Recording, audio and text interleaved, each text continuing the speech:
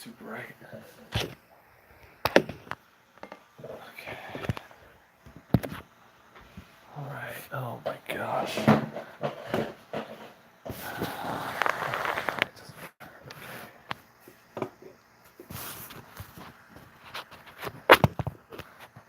I don't know when this is gonna start, when I'm gonna start talking, but I'm just gonna push play.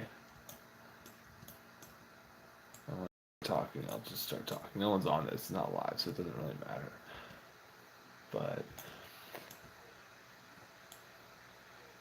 yeah, so it's late. It's 10:30 on Tuesday, August, whatever it is, 20 something. Week 2. We're starting up week 2. Baby's gonna go to sleep. Wife's gonna go to sleep. I'm really tired, but I thought let's just do it. I'm tired though. So, today was a day off. Today was after I did 4 12s in a row. 2 paid, 2 not paid. 2 school, and then 2 work. And then today was a rest day, but I studied, so I did a lot of studying today. Oh, look, we got a little friend. Hi, little friendly kitty cat. Hello, friendly kitty cat. Love this little kitty cat. This little cat is so good. Okay. So, yeah. I just got done listening to a little John Belitsky, CME for Life. I don't know uh, if anyone watches this. If you watch this, you may like John Belitsky, CME for Life. He's a PA, and he's the most extraordinary physician assistant I've ever seen in my life. Extraordinary, extraordinary. Man's incredible, and he's just a teacher. You know, he's such a good teacher, and I'll just listen. I've been listening for a couple hours now, and it's really good, dude. Just kidding, just thinking back, thinking critically, going over patho. You know, it's really helpful. So week 1 down, going into week 2. So I'm going to be in the ED, level 2 trauma center, and it's like high acuity. So I actually have the luxury, the benefit, the blessing of being able to do my clinicals at the hospital I'm working at. Guys, if you can do this, if you're in nursing school or you plan to be in nursing school, get, and this is actually the second time I got to do this, my second semester of this program.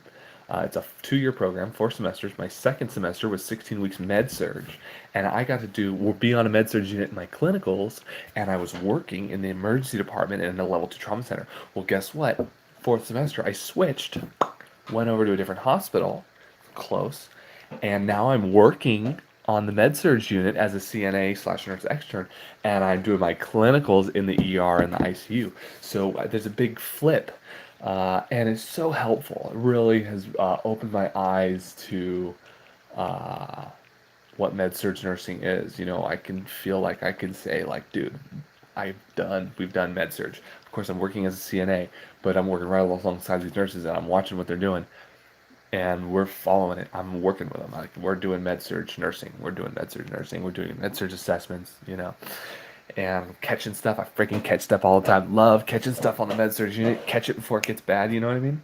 So I try and be proactive, and it's nice because as a nurse, you know, on a med surge unit in Southern California, you're gonna have 4 patients. You know, if you give a discharge, you have a couple discharges, you have a couple admits, you have like 6 patients maybe, you know, throughout the day. Um, but as a CNA, I got 10. And I might be able to pick up some primaries. If I help out extra, so I do more than I'm supposed to, I can do extra if I have time. And I can help out on the nurses' primaries. So some of these nurses, because they run low ratios and they can't, you know, they don't staff appropriately, the nurses kind of get stuck with primary patients, meaning they can't uh, they have patients that they have to do everything for, but they don't have a CNA to help them. So I always do my best to help with those primaries if I can, and it allows me to get more involved in more patients. The more involved I get, dude, these patients are so interesting. such a wide variety. So I really like where I'm working. Big change, with where I'm working compared to where I was before. Where I was before, uh, our traumas were car accidents, pretty much all the time. Very few stabbings, very few gunshots, very few muggings, or like, we get bar fights that dudes get like hit over the head with like glass, squirting blood out the head or whatever. But so it's good ones, but we don't get like a lot of penetrating trauma, very limited penetrating traumas. So I mean, you do get them, but it's much compared to this place I'm at now. It's like patient demographic, patient population, just so different, so different. We really don't get so. It's really great to be able to work with a different range. We have way more JP drains, right? We have JP drains, we have wound vacs, we have NG tubes, lots of NG suction. We have so it's pretty cool. A lot of external fixators. We got incredible ortho trauma surgeon who freaking works on these long bone injuries from these lots of motorcycle accidents. So we'll get like these young kids my age who think it's cool. They like motorcycles and they freaking crash on motorcycles because California allows you to split lanes like crazy. And these kids splitting lanes and they get hit by little granny who's not paying attention, cracks him, breaks his leg off. So that's the story I've heard freaking how many times? 500 or 600 times now. A lot of times. I've heard it a lot. I've seen that story come and go many times. And we take care of them. And dude, we get them better a lot of times. Most of the time, we do. We keep trying to save their legs. So they get external fixators. They get all kinds of external fixator. If you don't know what an external fixator is, just Google it. Yeah, look it up. Look up what an external fixator is because those are really cool. Look up ORIF too. So open reduction internal fixators. So you have internal fixators and external fixators, and we get a lot of external fixators and pretty devastating injuries that we're able to kind of mend back to health. So it's really fun. Really like taking care of guys my age who got injured, who need help. You know what I mean? Like it's great. It's really cool to be able to kind of be there for that patient population. I also like the Spanish-speaking population. A lot of Spanish-speaking people, and it's so great because I get to practice my Spanish. And what's fantastic is that a lot of the nurses speak Spanish, so they get to kind of quiz me. Oh, my dungeon's up. So they get to kind of quiz me, like, okay, so how would you say this? And then I would tell them how I'd say it. And they're like, okay, go tell them that. We got to tell them that. So I'm like, okay, cool. So I went and did it. And, I'm able to, like, really practice my Spanish and let them know what's going on. So I've been able to get really a lot better at it. Te voy a enviarse al otro cuarto porque aquí este cuarto necesita un nuevo paciente que necesita más, tiene una infección muy peligrosa. So I like say Spanish stuff like that. Like I was explaining, like just random weird stuff. So that's kind of one of the things I was using. So that was good. Yeah, dude, I had a really good week. This has been a really good week. First week of nursing school, very limited stress. So I don't really feel stressed at all, thank God. Um, we're having fun. I'm having fun now. It's just so good. So my goal is to just really dial in my what the heck is going on here, people? Why? Why is this happening right now? Okay, I'll kill you. Kill you. Okay. Yeah, I just really want to dial in my assessments. My head to assessments are so important. Being able to do that in an ICU setting. Uh, so and I appreciate my instructor. She has high expectations. We have one of the best nursing programs. One of the best nursing programs, dude, in the country, I would say. I mean, definitely in the state. We have a great nursing program. I mean, we come out freaking dial, dude, like ready to get into an ICU or get in, like start in the ER. Like we do well. Some of our nursing students are going to do really well in an ER setting. At least I will. I think I will. I think it'll be good. I see it there. I see the vision. I envision what's happening. I can see what the job is. I mean, nothing really, not nothing, but not that I don't have questions. I'm sure I have so many questions and everything. There's a lot to learn. There's a lot to go through, a lot to absorb. But I see the path. It's not like some nebulous concept like being in an ER. I've been in an ER. I know what it feels like. I know what happens in them. And so I feel kind of comfortable. Like it'd be fun to be in the ER. So I'm really excited for that. So I'm gonna try and get hired there. We'll see. my first week of, so last week was orientation. So I had lecture Wednesday, orientation Thursday. My orientation was 12 hours. I studied for, studied all day Wednesday. And then orientation 12 hours. We kind of went all over the place, got ready, got kind of familiar with the hospital. It was really cool because it felt like I was at home because I had been working there. I've already been working there for like 3 months now, and I know everybody there from a year ago. I was actually at this clinical site previously too. So it's actually my second, this is technically my third, orientation because I had an student orientation first semester. And then I had my work orientation a couple months ago, and I'm doing actually a third critical care orientation. So I've been oriented with this hospital 3 times now. Um, and it's just made things pretty helpful because I feel very familiar with it. So being familiar with your hospital has so many added benefits. Where working as a CNA there, you like know people and stuff. It's nice. It's really convenient, and they see you in a different uniform, and it's like, hey, look, I'm a nursing student. Look, I'm, maybe we're the nurse student one day. I'll be a nurse. So it's kind of fun, kind of exciting. Um, and I think every day I work. So I was feeling pretty rough. I was feeling pretty down about where I was working up until about last week. I was having some struggles with how limited resources we have and how difficult sometimes it is to manage uh, situations with limited resources. But what I'm finding is, I told myself this, and I think I said this in my last little video, but like it's like, and I've still been pondering this, still been working through it, and it's really been helping me. Is this doing what you don't want to do when you don't want to do it at the highest level? And for me, what that means, and I'll say it again, I don't care, I'm just going to keep saying it because it helps reinforce it for me. So, what that means for me is um, caring for people, and the job I'm doing is not the easiest, right? Wiping butts and changing out urine, and this kind of stuff is not easy. It's not the easiest thing, and to do it at the highest level, doing it with sense of gratitude and thankfulness and humility, and even if the job is paying me $7 an hour less, you know, than I was working at my other job. I lost $7 an hour, guys. I mean, that's freaking brutal. But I don't care. I mean, I'm making no money right now. I'm making nothing. I don't even make enough to cover my bills right now. But thank God my house sold, and I'm able to kind of cover myself here and kind of stay really frugal. My wife and I are really frugal right now. We're really trying to stay as frugal as we can be. So, we're doing okay. So the finances are in place, but I'm not making any money on this, and I'm really putting my effort in. I feel like I am. So it feels good. It feels very fulfilling to be able to do that. And I just have to keep reminding myself that doing that, on its principle is good for me. I know it is. I know it's good for me, and I'm seeing my development as a nurse.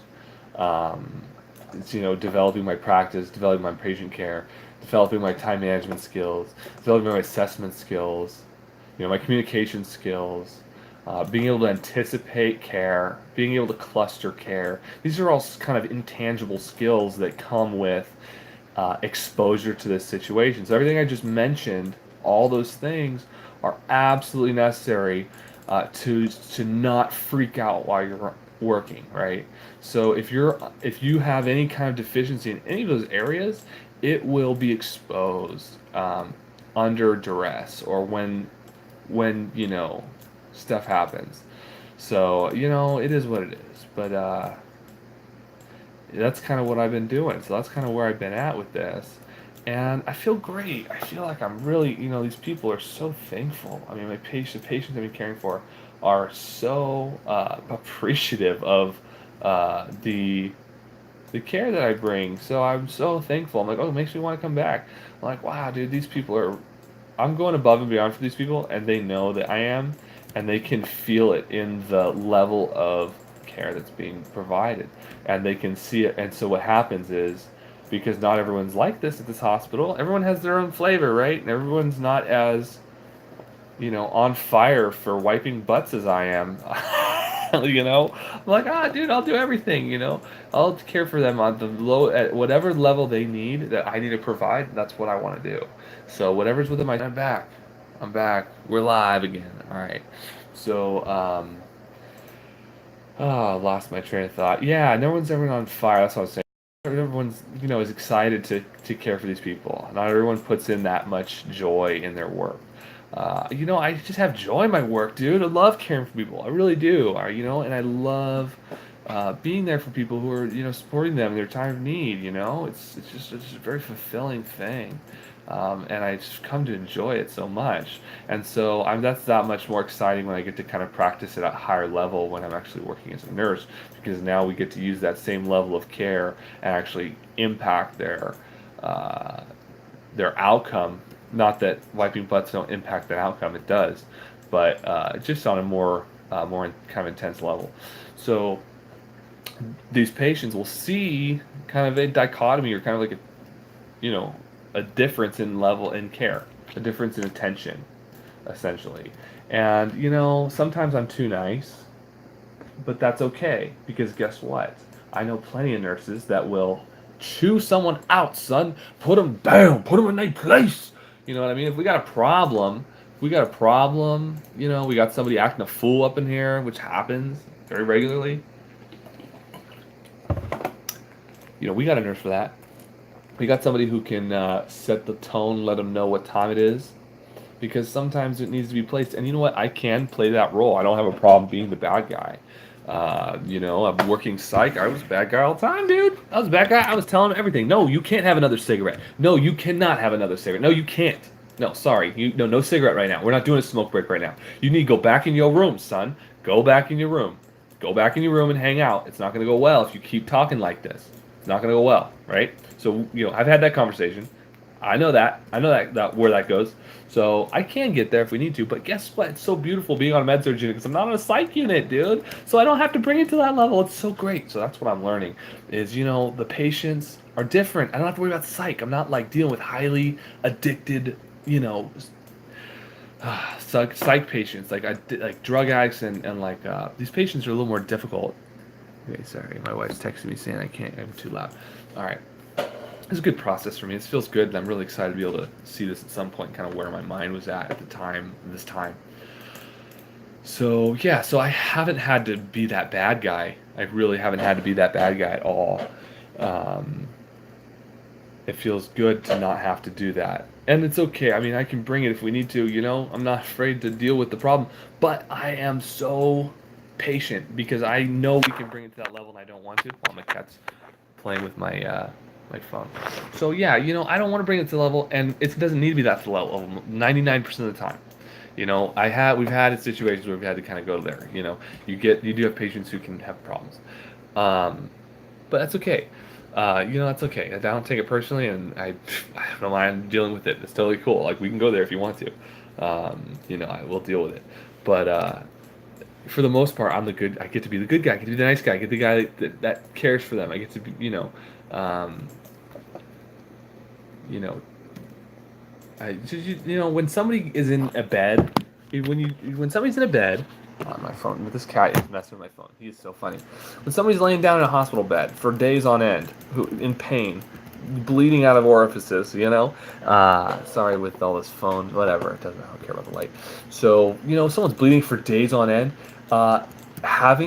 being cleaned, being wiped down when you're not able to do it, having someone do that for you, is so helpful. It really, it's amazing how much that does for somebody to be able to just give them a buzz, give them a haircut, or give them a shave.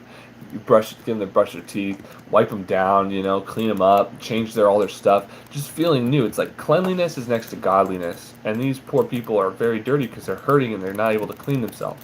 And so the more we clean themselves, the closer we get to God. And that's really what I've learned is you actually do get to see that, And so it's a beautiful thing. It's a really beautiful thing to be able to do that. I definitely have a heart for service, and so this job really makes my life fulfilled, man. I feel so fulfilled doing this job. It's crazy. I'm 8 years in. I'm not burned out, dude. I'm super stoked. Super stoked to be working with patients. Super stoked to be taking care of people. And my scope, dude. I'm so excited for my scope to just expand, such a cool opportunity working as a nurse to be able to just do so much, And if it really works out, maybe I'll go do nurse practitioner or something like that. But, for now we're just going to enjoy the journey and just kind of just take care of people who need taken care of, So that's kind of where I'm at. That's where my mind's at. And I can feel, I took a little sleepy pill. I'm getting tired. Sometimes I get all wound up, so this little sleepy pill helps me fall asleep. A little diphenhydramine 25 milligrams will do it. So that's kind of where I'm at, you know. I'm sure I could talk about more stuff, but whatever. So yeah, tomorrow will be good. I'm gonna brush up on my med math. I haven't done med math since third semester, so I gotta brush up on my med math for this little testy. I think we'll be totally fine. I don't think it'll be a problem. Once I do my little formula, I look at what my formula is. I'll be like, oh yeah, that's what it is. Boom, put it up. So I got my paperwork for that. I got a case study I'm gonna do, EKG case study. Then we're gonna head to assessments because uh, a thorough and um, a very, a thorough head assessment is very important, as a new graduate nurse who's looking to, you know, be strong, be able to have good, assessment skills. So I'm gonna just jump in that. We got a skills lab. Our school has an incredible skills lab. It's like a little mini hospital, except nothing works. Like none of it. There's no air, no suction. Cardiac monitors don't really work the same, but it has a bunch of beds. It's a nursing program. They have skills labs. So we got a really great skills lab. Good patient dummies and stuff, and great resources. So I'm definitely gonna hit that skills lab tomorrow. That's gonna be the plan. Tomorrow is skills lab, and my wife is gonna be doing a little. She's gonna start going not back to work. Like she doesn't want to work. We're not making her work. She's a stay-at-home mom. But our church needs young parents or young teachers to be like like Sunday school teachers or whatever for little kids, like my daughter's age. So they wanted her because they liked her so much. She goes there, and they offered her to work. Hold on. I'm in the middle of Boston. I'm not playing. Okay, so anyways, um, so she has a little thing tomorrow. So she check that out and has a little meeting with it, and then I'll be watching the baby for a little while, and then I'll be able to go hit that skills lab. And another passion of mine. Oh, here's another passion. I've been really into intermittent fasting. Love intermittent fasting. Lost a bunch of weight doing intermittent fasting, and actually water fasting. So that's been really helpful for me. I've been really kind of getting in touch with my human instinct. The feeling of hunger as an American is seldom felt the intensity of a 5-day water fast or a 4-day water fast. Um, Being able to feel that humanistic, visceral, animalistic hunger. There's really nothing really like it. It's such a trip. Your adrenaline. I can feel my catecholamines, dude. You want to know what it feels like for your catecholamines to be, pump into it. You can get catecholamine release from that stuff. So from not eating, your body wants to eat. Your body wants something. It'll start acting a fool a little bit and kind of has to recalibrate itself. And so I'll talk a little physiology real quick. So autophagy. What are we talking about? Autophagy. So when I talk about autophagy, we're talking about like not apoptosis or apoptosis, where it's the quote it's, targeted cell death or like mediated cell mediated death. But we are talking about a autophasic, meaning it's eating itself. So it's not dying; it's eating itself. What's the difference between dying and eating itself? Well, dying, becomes obliterated. It kind of so the cell, like make little bubbles and you know, um, I'm not gonna go into all. I don't know what happened. My phone had a little brain fart. So yeah, just kind of my ramblings on autophagy. I was just kind of yelling about random crap, but basically I've been kind of exposing myself to that, and I know it's good for. So that's what I was going to talk about. It's like there's kind of this enzymatic transition in your brain when you uh, mm, you know, go from glucose. You're kind of using ketone bodies, and you're kind of converting ketone bodies into sugars. Being able to do that, it requires different transcribed enzymes in your brain. And your brain doesn't only have to transcribe those enzymes, right? So it's like it's kind of like keys. Doesn't have to use that key very often. Sometimes the key. Oh no, I'm gonna die. Fuck. Okay. So sometimes the key doesn't really doesn't get used a lot. You know, that kind of enzyme analogy, anyways. So by turning all these kind of keys on, turning all the, you know, I just working out every day and doing the whole IFYM thing. So that worked really well. Once I stopped doing my little fasting phases, dude, those fasting phases were helpful. That kind of kicked me into it, and I enjoy fasting. Like right now, I'm pretty fasted. I think I've been eating since this morning. I had one meal, and I'm not gonna eat tonight. And I'll eat tomorrow, and I'll have a nice big old fat meal tomorrow and feel super good. So like intermittent fasting, so also kind of use intermittent fasting pretty regularly. And I like it. It feels good. It feels really good. So that's kind of where I'm at with my brain. It's kind of where I'm at with my career, I guess. Where my mind is at with my education. And John Blitzky, dude, the guy, you know, this is the thing about him. This is what really inspires me about him. He is a PA, you know, he's a critical access PA. He's had like 20, what, 15 or 20 years, something like that experience. Really great experience. And he's a teacher. He's done clinical teaching. He does collegial teaching where he's teaching other colleagues, you know, how to pass the boards. And he just goes over so much content. He says so much in his brain. He's so solid. And he has this, desire for excellence, dude. He just excels. He loves practicing medicine. Just loves practicing medicine. And so, you know, that's something that I really, really like about him. And, sorry, I'm just so distracted with the stupid game.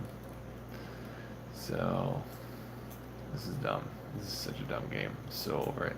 Whatever, it's something to do while I'm chitter chatting away. Um,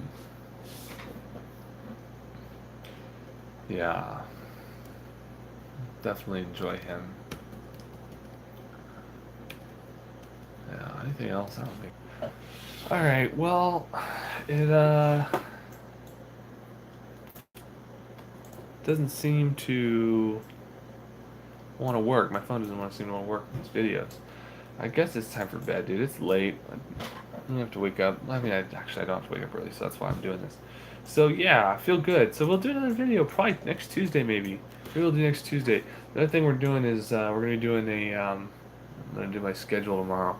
I am so bad at monthly planning. I suck at monthly planning, and thank God my wife is so good at it because I would be sunk.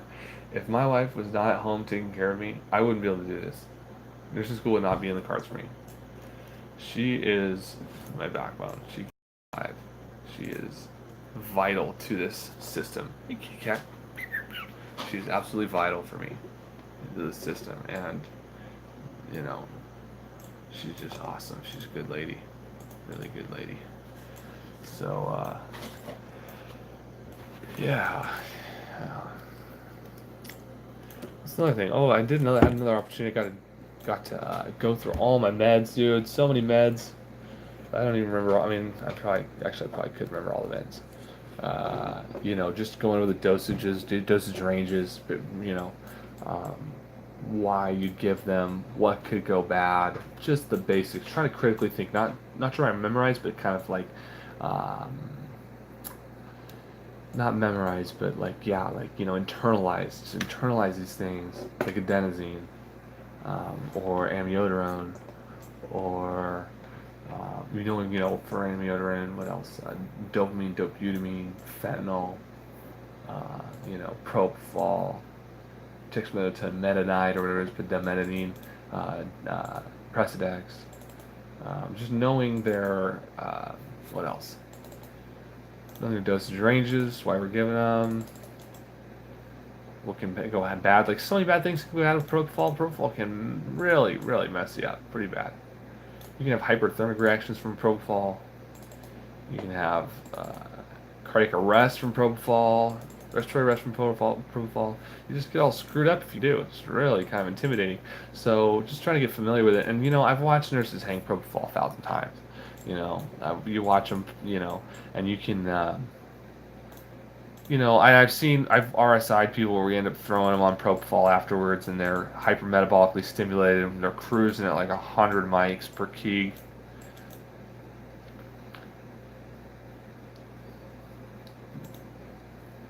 Pretty interesting. It's pretty interesting to see how it works. It's just but I've also watched this yo-yo. So what'll happen is like it's like you play this game. It's like this big freaking juggling game where you're ripping them up and down from hypotensive, hypoperfusive to this hypertensive, um, you know hyper-stimulated state, and they'll see their blood pressure's 215 over 100, and then they crank up the probe and it drops down to 70 over 60, and then they crank it back up and it starts ripping up again. It's like this game they play, and it really sucks, not to be able to manage it appropriately or correctly, or it's just hard. Sometimes it's hard. The initial,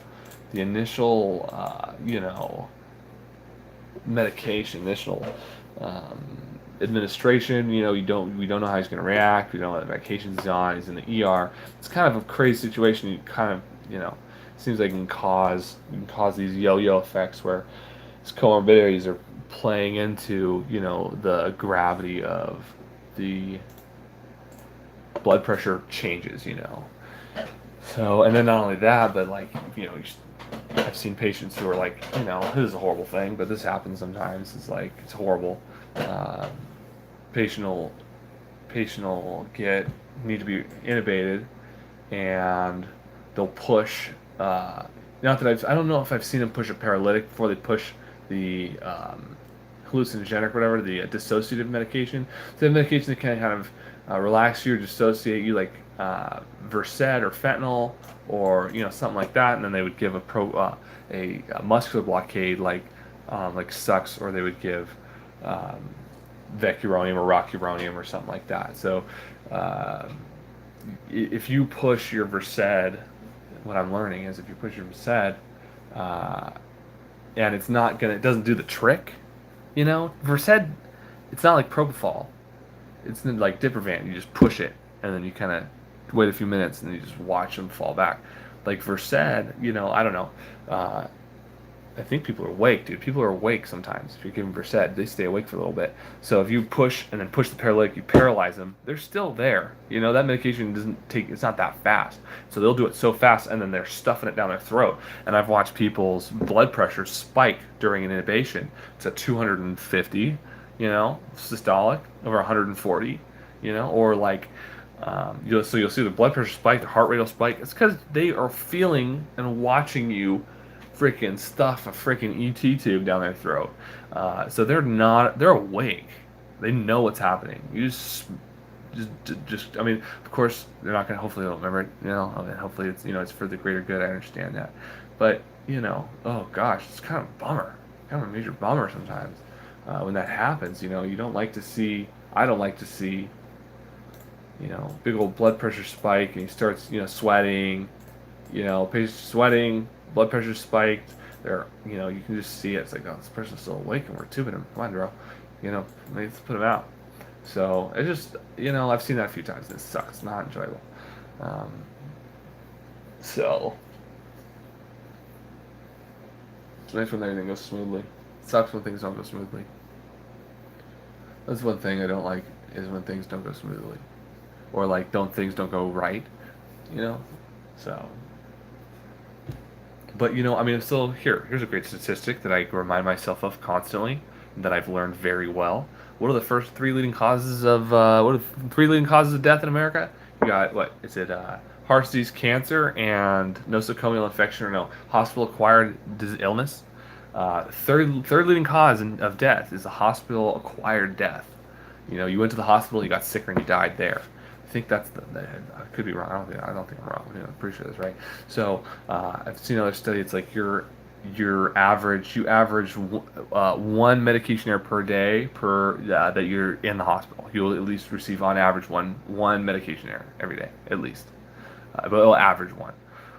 Can be higher, could be zero, but on average, every day you're in the hospital, you can almost be guaranteed you're going to get at least one medication error, because it's just the system. To err is human. It's a great study that came out to Err as Humans. If you haven't seen that study, check that study out.